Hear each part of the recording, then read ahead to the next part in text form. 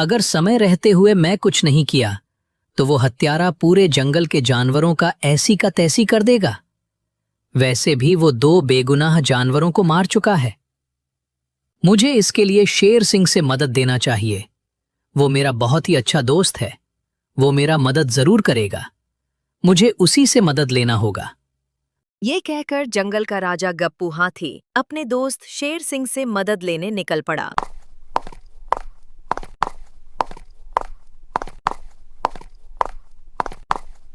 अरे मैं कब पहुंचूंगा शेर सिंह के इलाके?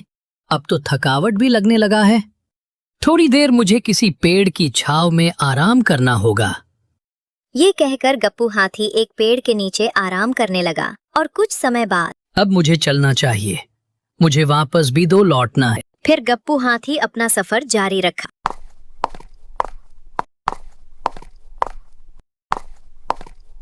और कुछ समय बाद गप्पू हाथी शेर सिंह के इलाके जा पहुंचा। तभी गप्पू हाथी को एक चिता दिखा जो शेर सिंह का द्वारपाल था। चीते को देख गप्पू हाथी, क्यों भाई, तुम्हारा राजा साहब इस वक्त मौजूद है? नहीं नहीं भाई, आप थोड़ी देर कर दिए आने में। अभी अभी महाराज कुछ समय पहले कुछ जरूरी काम से गए हैं और उन्हें आने में समय लगेगा। आप थोड़ा आराम कर लो। लगता है आप काफी दूर से चलकर आ रहे हैं। हाँ भाई, मैं काफी दूर से चलकर आ रहा हूँ। और तुम्हारे महाराज को आने में कितना वक्त लग सकता है? ओह, तो मुझे नहीं पता, पर मैं सेनापति जी से सुना था। वो कह रहे थे महाराज 1 हफ्ते के लिए कहीं बाहर जरूरी काम से गए हुए हैं।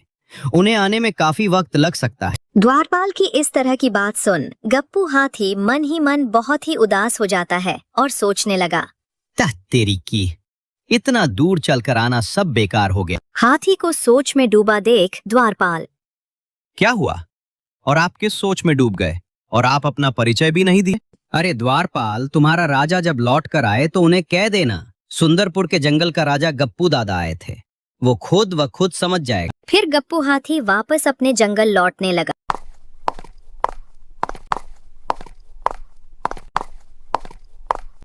इतना दूर चलकर आना सब बेकार हो गया। अब मुझे ही कुछ न कुछ करना होगा। दूसरों की भरोसे आदमी रहे तो वह तो भूखा ही मर जाएगा। अब मुझे किसी तरह वापस अपने इलाके जाना होगा और खुद ही उस दरिंदे को पकड़ना होगा। ये कहते हुए गप्पू हाथी वापस अपने इलाके लौट आया। फिर गप्पू हाथी एक योजना